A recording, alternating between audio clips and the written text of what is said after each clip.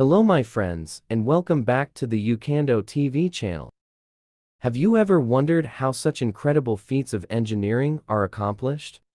In this video, we'll explore the amazing world of modern suspension bridge construction technology. You'll see bridges that span deep gorges, cross turbulent rivers, and connect cities across vast distances. Prepare to be amazed by the sheer scale and ingenuity of these feats of engineering. The Carpenters land bridge, which connects the East Bank to the International Quarter in London, was successfully installed on Christmas Day, providing a new pedestrian and cycle bridge on Queen Elizabeth Olympic Park.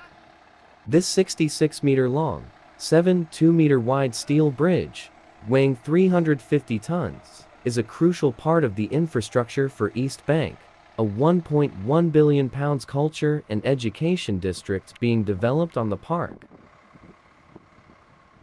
To minimize disruptions to transportation, the installation team from Graham took advantage of the rail network's Christmas shutdown. The bridge was rotated into position across 3 network rail lines, 2 DLR lines, and Carpenters Road.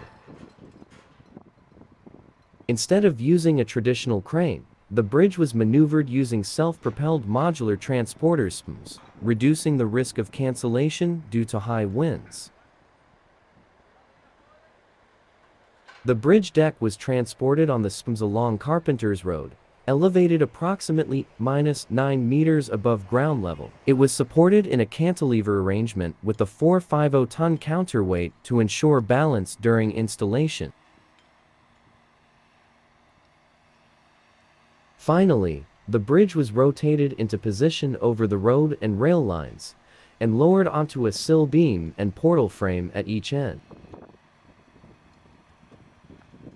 The completion of the Carpenters land bridge is a significant milestone for the East Bank development.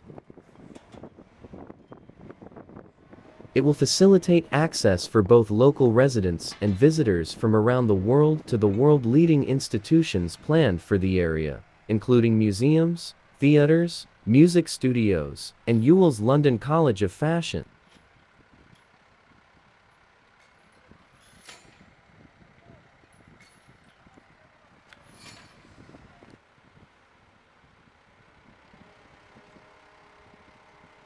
The construction of Noriang Bridge is a remarkable achievement in world construction history, destined to become a new myth. Located in Deoxin Ri, Seoul Mayan Hamhee Gun, Gyeong Sannam Do, the bridge spans from Noriang Ri, Gyeongnam Mayan, Haedonggun, responding to the growing demands of tourism and trade in the western Gyeong Sannam Do region. Replacing the aging Namhee Bridge, Noriang Bridge was designed and constructed using advanced engineering technology. Its design resembles the magnificent spread of a huge crane's wings, reminiscent of the indomitable spirit of Hakikshan, who protected the people with unwavering dedication to defending the country, much like the legendary Admiral Cheongmyeong Yi-sun Sin. The main objective behind the construction of Noriang Bridge was to preserve the pristine beauty of Halea Heesing National Park. To achieve this, the distance between the main towers was expanded to an impressive 890 meters. Instead of building the main tower in the sea, a decision was made to construct it on land to overcome technical limitations. This innovative approach made Noriang Bridge the world's first suspension bridge with an inclined pylon.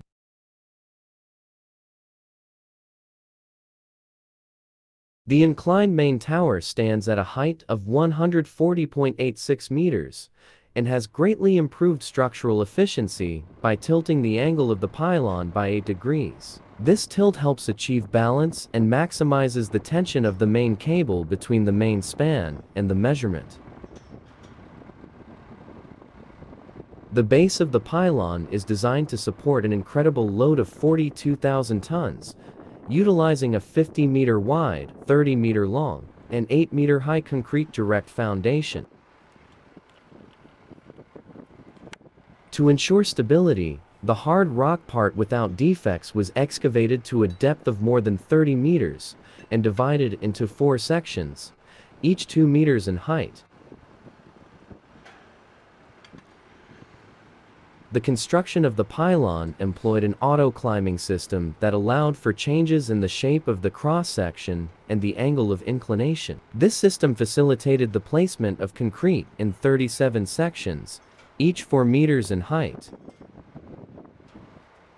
The amount of slope was calculated with precise engineering, and GPS-based site surveys were conducted to establish the installation coordinates of the formwork for each section, ensuring accuracy and precision throughout the construction process. In commemoration of King Chungmyagong's remarkable victory of 23 consecutive wins, Noryang Bridge was designed to form a V-shape, symbolizing openness and a welcoming embrace of Halia-Hizing National Park.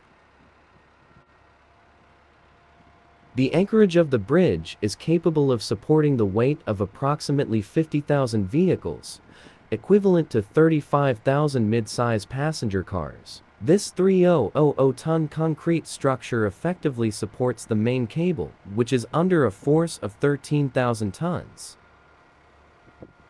During construction, concrete was poured 15 times, with each pour reaching a height of 2.1 meters. A total of 7,300 cubic meters of ready-mix concrete was used, generated from the mass concrete of 400 tons of ready-mixed concrete during each casting. To control the heat of hydration, pipe cooling method was employed. Additionally, the concrete part where the main cable is fixed was reinforced with the installation of pipes. Strand wires were inserted into these pipes, and compressive forces corresponding to the tensile forces were applied to ensure the safety and integrity of the structure.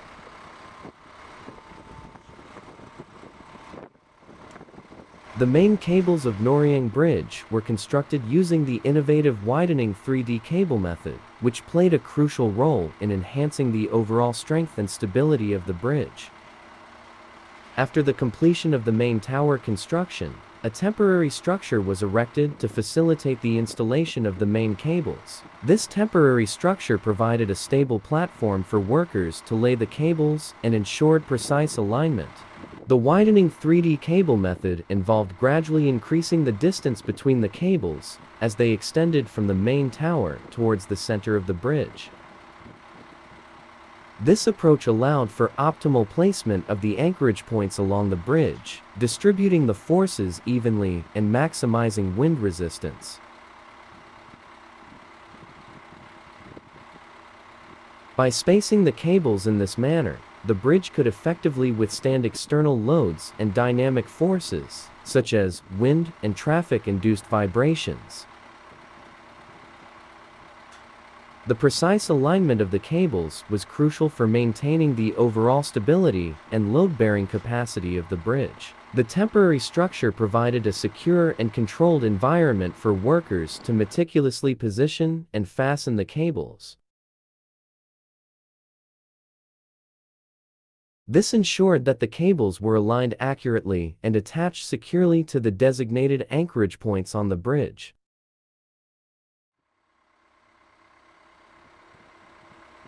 The widening 3D cable method, with its careful spacing and precise alignment, significantly contributed to the overall strength and stability of Noryang Bridge. It allowed for optimal distribution of forces and ensured that the bridge could withstand various external factors, making it a reliable and durable structure for years to come.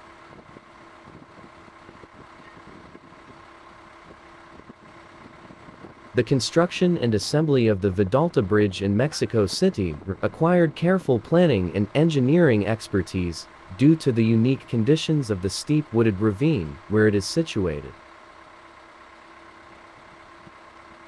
The bridge, which is a two-span cable-stayed bridge with a harp system, was designed to span a length of 240 meters between a building and the opposite abutment.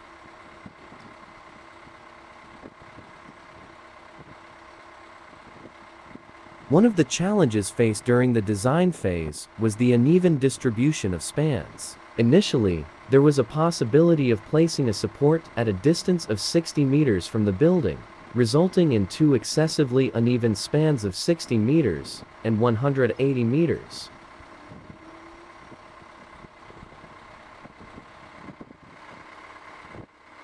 To minimize this inequality, an inclined tower was incorporated into the design. The tower divides the deck into two stretches, measuring 78.5 meters and 161.5 meters, respectively, while the main span is 118 meters long.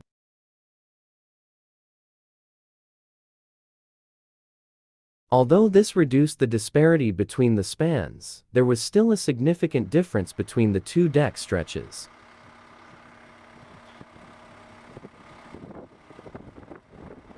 To address this difference and ensure the stability of the bridge, a compensation span was constructed using concrete. The compensation span, which is located between the two deck stretches, acts as a counterweight due to its heaviness. In contrast, the main span is lightweight and constructed using steel. This design approach helps to balance out the loads in the stay cables and maintain the stability of the tower.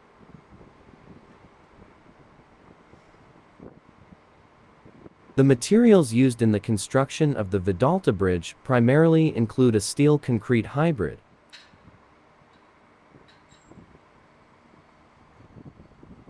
This hybrid system combines the strength and durability of steel with the stability and mass of concrete. The deck, with a depth of 1.5 meters and a width of 13 meters, is designed to accommodate 2 lanes of traffic.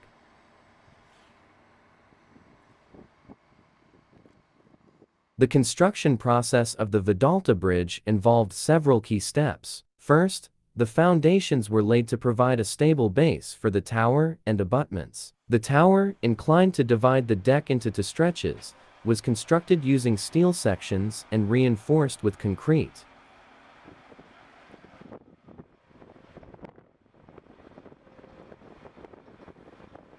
Next, the deck sections were fabricated off-site and transported to the construction site. The steel sections of the main span were assembled and connected to the tower, while the concrete compensation span was poured in place to ensure its weight and stability.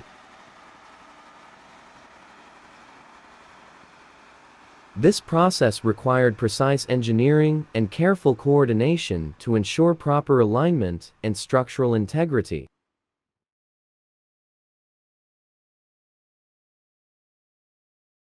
Once the deck sections were in place, the cable stay system was installed. The cables, attached to the tower and anchored into the deck, provide the necessary support and load distribution for the bridge.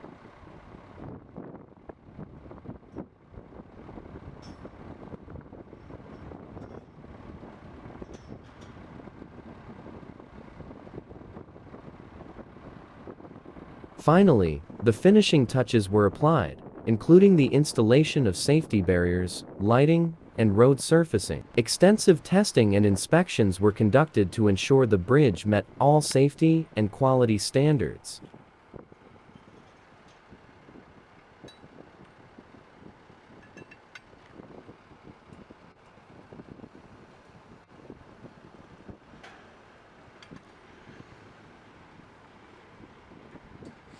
The replacement construction of the Volmarstein viaduct is an essential project undertaken by DGES on behalf of the federal government and the Autobahngum des Bundes.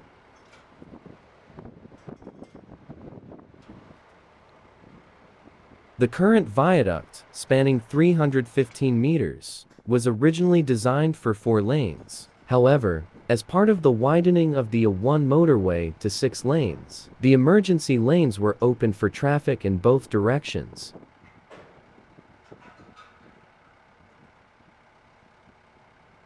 This led to heavy traffic, including large vehicles, utilizing not only the designated part of the structure, but also the cantilevers, the unsupported edges of the bridge.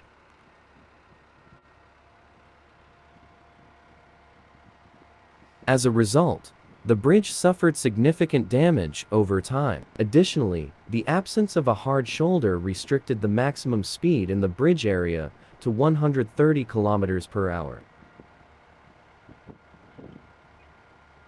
To address these issues, the new Volmarstein viaduct will be constructed with a pre-stressed concrete superstructure and new substructures. The piers and abutments will be placed between the existing substructures, reducing the bridge length from 315 meters to 285 meters.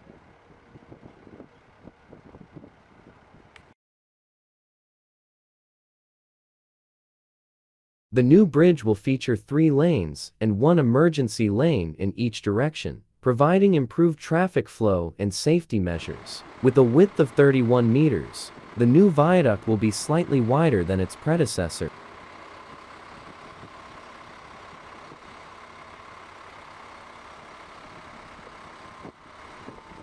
The A1 motorway, on which the Volmarstein viaduct is situated, is a vital transportation link in North Rhine-Westphalia, connecting various locations in the Ruhr area.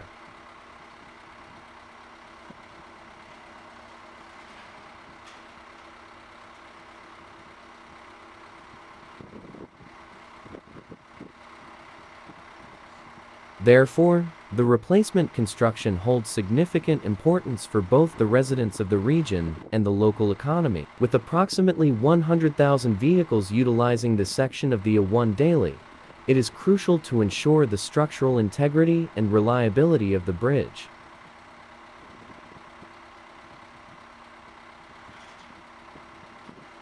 By implementing this replacement construction project, the aim is to address the severe damage of the current viaduct and provide a safer and more efficient transportation route for road users.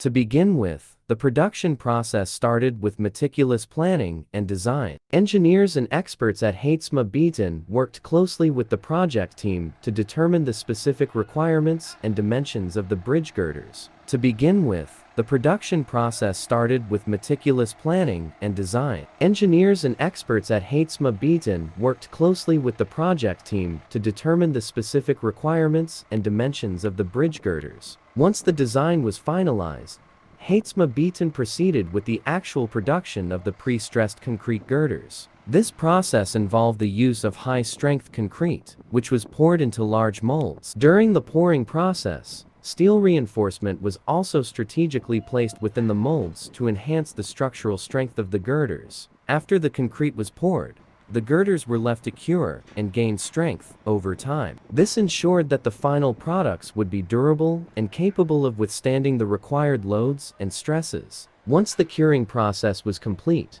the pre-stressed prefabricated bridge girders were carefully transported from the production site in Kutzturtel to the construction site in Zuidhorn. Due to the immense size and weight of the pre-stressed prefabricated bridge girders, specialized water transport equipment and techniques were employed to ensure their safe transportation. Water transport provided an efficient and cost-effective solution for moving these massive concrete beams. Barges or pontoons equipped with heavy-duty cranes and lifting mechanisms were used to load and unload the girders onto and off the vessels. These water transport vessels were specifically designed to accommodate the weight and dimensions of the girders, ensuring stability and minimizing the risk of damage during transit.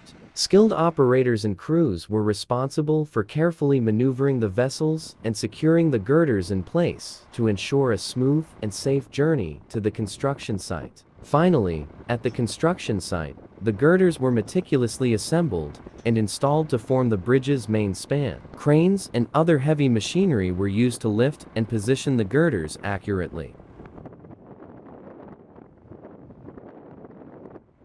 The girders were carefully maneuvered in reverse through a 3-kilometer-long access road situated in the meadow. This road had been specially constructed for this purpose. The girders were transported one by one to the designated location. Once the girders arrived at their destination, they were loaded onto a pontoon that was stationed in the ringvaart. The pontoon served as a waiting area for the girders until they could be lifted into position. The placement process required the use of two 700-ton cranes. The cranes played a crucial role in the final phase of the assembly. They carefully lifted each girder from the pontoon and positioned it precisely into place. The precision and coordination required to handle such massive structures were essential to ensure their accurate placement. Over the course of the 3 days, the team successfully positioned all 25 girders, securing them in their designated spots. The assembly process was a remarkable feat of engineering and required meticulous planning and execution.